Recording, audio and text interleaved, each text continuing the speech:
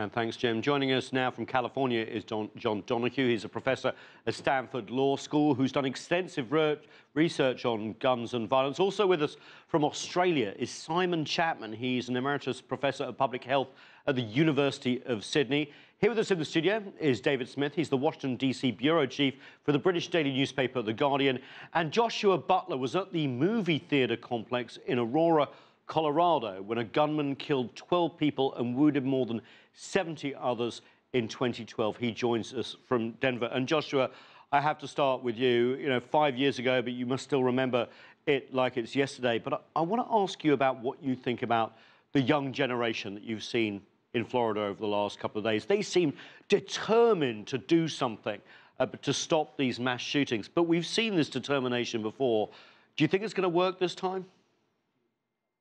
I hope it does. It really does need to. Something needs to change. You know, they were talking about the statistics in other countries, and they're right. You don't see a lot of things happen in those other countries, but you do see a lot of things that are happening in the U.S.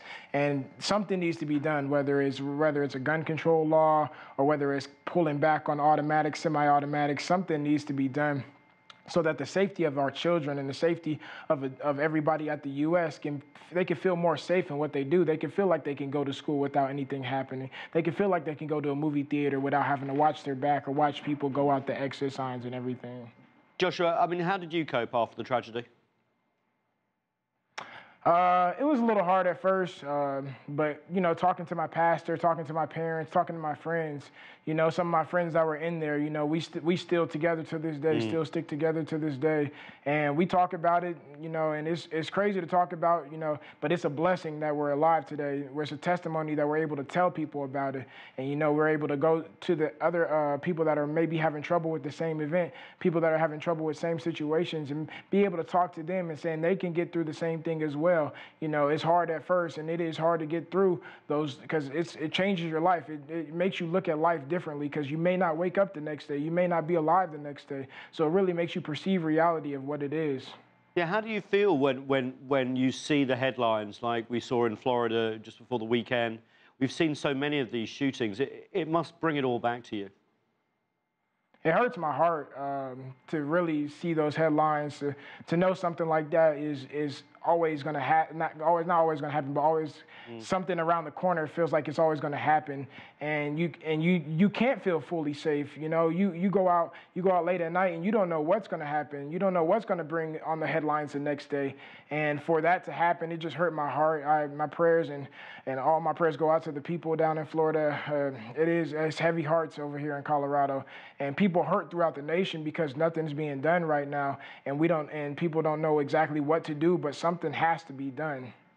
Obviously, you're this generation that has suffered from all these mass shootings. What do you think can be done about it? We just had US President Donald Trump talk about banning these bump stocks. I know in Aurora, Colorado, the gunman had this sort of 100-magazine drum that allowed him to use his weapon essentially as an automatic weapon. Is that where we start, or do you think something more significant has to be done? You know, it's always good to start small, or not start small, but start somewhere. You need to put a point on something, whether it's banning those 100-round drums, whether it's banning automatics or, you know, condensing automatics. Something has to start somewhere. We can't try to fix all the problems at once, but we do need to make a stand and a start somewhere, whether it's banning those drums, banning those automatic weapons, banning semi-automatic weapons. Something has to be started. Thanks so much for joining us, Joshua. I really appreciate it. It must be difficult. Thanks so much from Colorado. Let's go to John Donohue. He's had extensive research at Stanford Law School in this. I mean, do you see a change here in terms of the reaction that we've seen in Florida to the reactions we've seen in all these other school and mass shootings? And what do you think can be done? Well, certainly there's some energy now, although there was a lot of energy after Newtown as well. And the NRA knows that people in America forget pretty quickly, so they're counting on, you know, just trying to get by without too much change before people get on with their lives. So I'm hoping some things will be done. There are many things that are completely obvious changes that need to be made. Obviously, you need universal background checks and improve the quality of the background check system. It would be great, of course, if we had never allowed the federal assault weapon ban to lapse in 2004. You have to remember that President George W. Bush, when he ran for president in 2000, said he would maintain the assault weapon ban, but the power of the NRA over the Republican Party was so great that he allowed that to lapse in 2004. So that was a tragic thing, and of course many people have died because of that very, very bad decision. What do you think is politically possible at this moment? Because US President Donald Trump has had mixed feelings over gun control before. Do you think something is possible because he's sort of outside of the Republican mainstream and the political process has been logjammed all these years? Well, before he became a candidate for president, he had spoken in favor of the assault weapon ban. That's a pretty obvious position to take.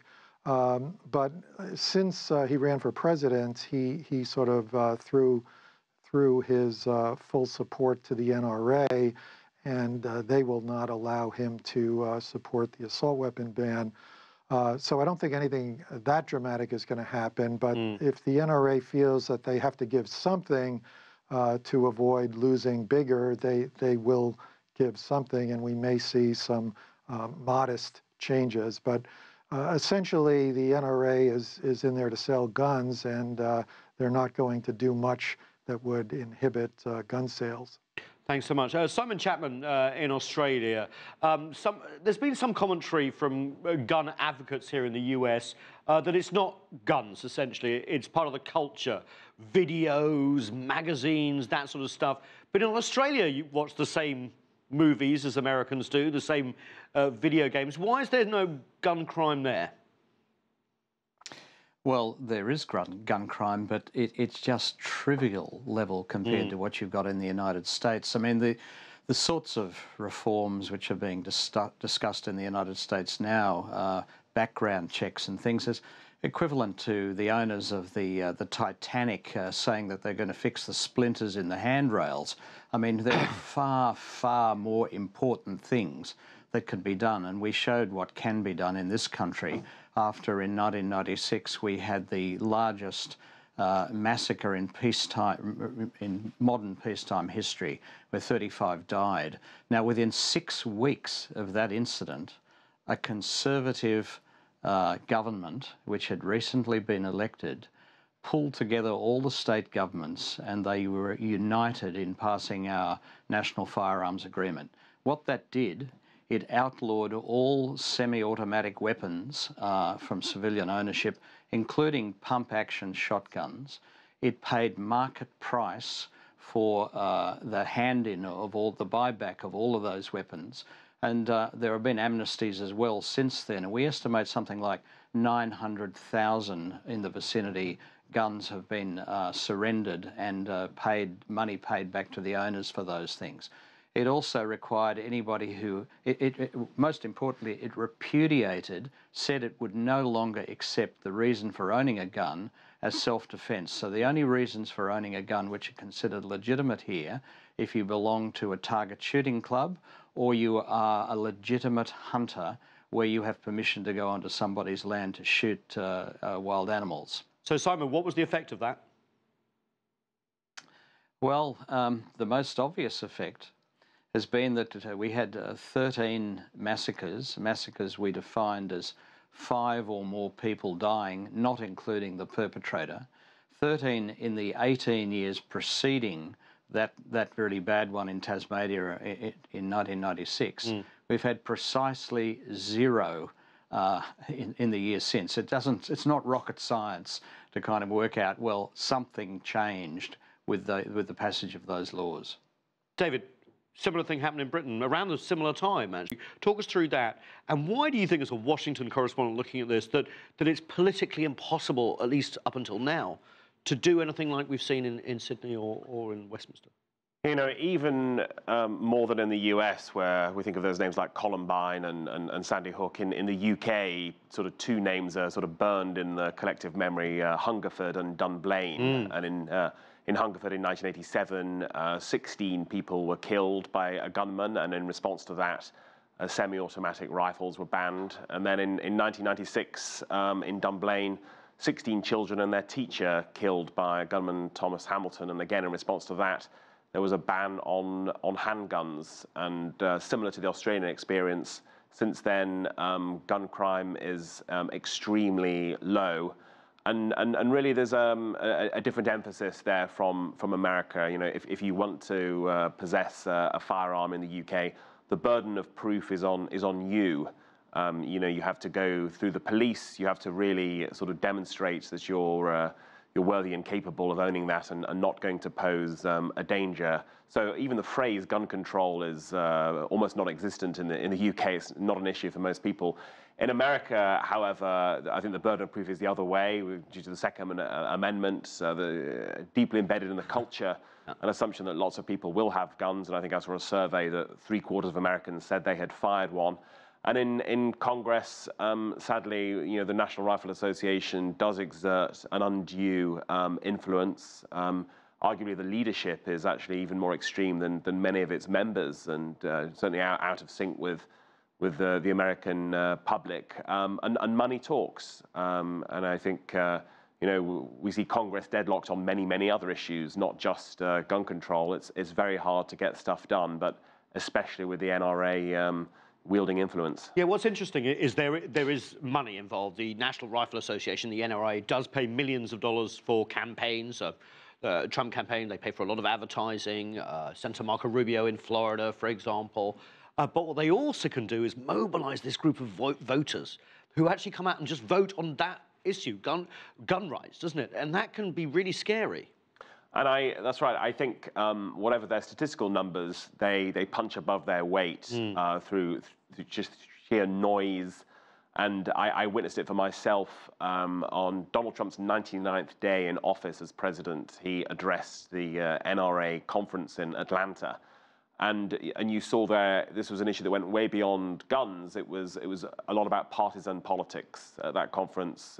Images of Barack Obama and Hillary Clinton were booed. There were very incendiary videos mocking liberals as violent thugs. And you saw that it's sadly all wrapped up just beyond the pure issue of guns to something that's about political point scoring. You're for us or you're against us. I'm glad you mentioned the president, because I want to play a bit of a clip now. This is his reaction to the Florida massacre. He didn't mention the word gun once. Let's take a listen. To every parent, teacher, and child who is hurting so badly, we are here for you, whatever you need, whatever we can do to ease your pain. We are all joined together as one American family, and your suffering is our burden also. No child, no teacher should ever be in danger in an American school. John Donohue, thoughts and prayers there. That seems to be the sort of reaction that we always see from politicians, but they seem to be scant on details. In terms of the moment now, are we seeing a movement towards sort of common sense gun control in the US, or do you think this moment will pass? Well, I think there'll probably be some state action that could be beneficial, but unfortunately, gun control works best at the federal level because the states are so intertwined. We saw that in the Navy shipyard case a number of years ago where a mass shooter couldn't get the guns he wanted in D.C., but he was able to cross over into Virginia and get them and then come back into D.C. and kill a number of individuals. But right now, the Congress is an impossible Congress for moving ahead on the gun issue because the Republicans have both houses, and the NRA simply will not allow the Republicans to do anything that the NRA doesn't want. So I think if you're going to see federal action, it will only come if the energy that we're seeing around this leads to a change in the composition of the House and Senate. I'm glad you mentioned the states because, you know, when I was researching this show, I thought that there might be a tightening of laws in terms of responses to these mass shootings that we've seen. But actually, it seems like the other way on balance. 12 states are now, you can basically carry a weapon concealed legally. 22 states, research shows, are suggesting guns in schools and colleges. In Iowa, I found this fascinating, children under 14 could be allowed to possess a gun without adult supervision. And this is all going through the state legislatures of the United States. Quite incredible. Why is this? Well, again, there's been a lot of movement in the direction of the Republican Party in many conservative states. And unfortunately, I'm old enough to remember the days when we played hockey without helmets, and it was thought to be a sort of matter of toughness if you would resist having a helmet. Finally, the players were all required to wear helmets, and many heads have been saved because of this. But you've got some of the same feeling going on right now, where many individuals think it's a sign of toughness if you're going to have guns, and they want to make a manly statement that they don't want any interference with their right to possess these powerful weapons. So that attitude may change at some point if the body count goes high enough, but it is going to take a lot of action on the part of Americans to hold their representatives to task to make them actually take some measures against the will of the NRA. Simon Chapman, your prime. Yeah, go ahead. And I just want to add a question so you can mull it over as well. Yeah, go. If I could just come in there. I mean, it seems to me that you do have arms control in the United States. I'm assuming that citizens can't get ground-to-air missiles. They can't get dynamite. They can't get high explosives. They can't get rocket launchers. They can't own a tank and drive it around in the street fully armed. There are all sorts of arms controls which are in place.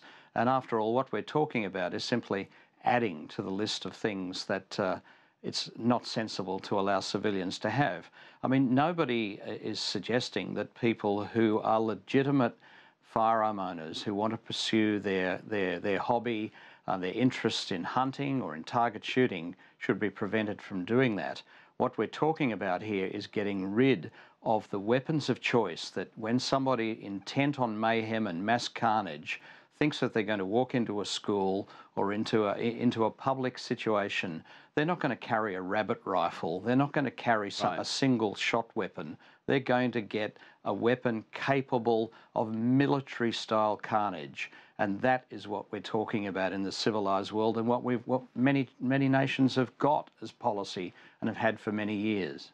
Simon, your Prime Minister's coming here soon. Do you think the laws on the books in Australia could form a template here, or do you just think culturally it couldn't be exported to the US?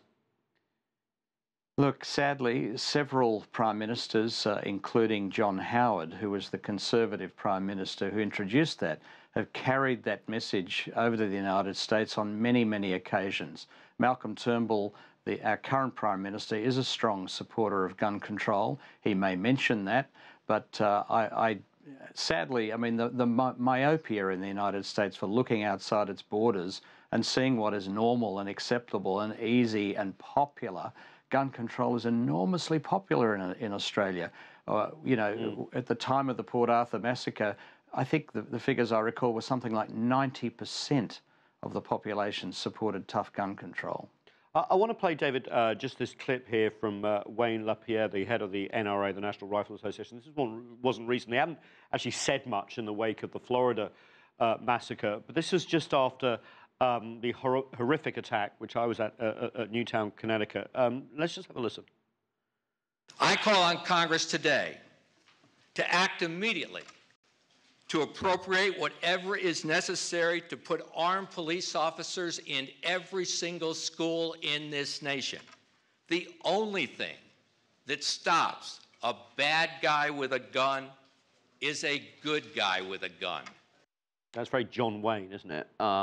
Actually, in the wake of this tragedy, we've even seen calls for armed teachers, metal detectors, more and more guns essentially being brought on to defend the school. I mean, from the outside looking in, this is quite worrying, right? Extremely. It's a militarization of schools and of the country. And when you say John Wayne, I think that's not a trivial point in that it perhaps speaks to something deep in the history and the culture, a rugged individualism, a frontier spirit, bleeds through into violence that we see in American movies. Very hard to reverse that. Australia and the UK have gone down the road of, well, let's take guns away from everybody, whereas here the solution seems to be, let's give guns to everybody, and that's probably not going to end well. John, I just wanted to talk to you about the image of the US, because, a lot of people from the outside looking in sort of scratch their heads about this. I remember during the Newtown, Connecticut massacre, there was a school attack in China, in Henan province, and 23 students were injured, but no one died, because that attack used a knife. The attacker used a knife, not a gun. And I remember the comparisons at the time. How do you two explain to your international colleagues how this issue just doesn't seem to go anywhere? And can the international community move this along, or is this just a domestic issue that is impervious to outside influence?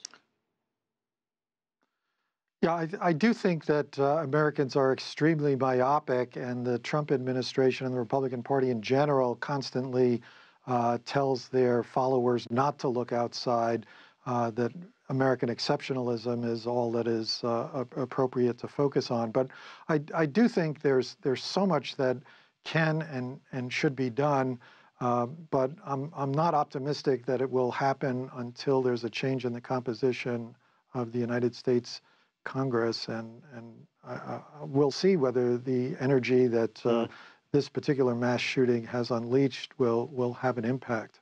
Do you think it will? Because March 24th is this march that's going to be brought on Washington. These students seem extremely eloquent and extremely energized. I don't think we've seen this level of passion from kids before. Do you think it can make a difference? It can make a difference if it carries over into the ballot box. Young people in the United States have a deplorable record of not voting, so if that turned around, that could make a difference. Right now, 90 to 95% of Americans want universal background checks, and we can't get that through Congress. It's an appalling lapse in our democracy. So it's not simply a problem of not knowing what should be done. It's a problem of getting the stranglehold that the Republican Party and the NRA has put on this issue released, so that the will of the public can go forward. Here in California, there was a referendum. Overwhelmingly, the people voted for a ban on high-capacity magazines. The gun interests have managed to get a federal judge here in California to enjoin the implementation of that ban, and the courts are deciding that right now. So the NRA and the gun lobby is trying to say that even a ban on high-capacity magazines violates the Second Amendment. So this is a big concern that's going on both in the courts and the legislature. And we just heard that the Florida legislature is refusing now to ban semi-automatic weapons, just as we've been on the air. So it does continue. Thanks so much from California. Sydney here in Washington, D.C. Unfortunately, this debate will continue, but that's it for this edition of The Heat. I'm Nathan King in Washington, D.C. Thanks so much for being with us. See you soon.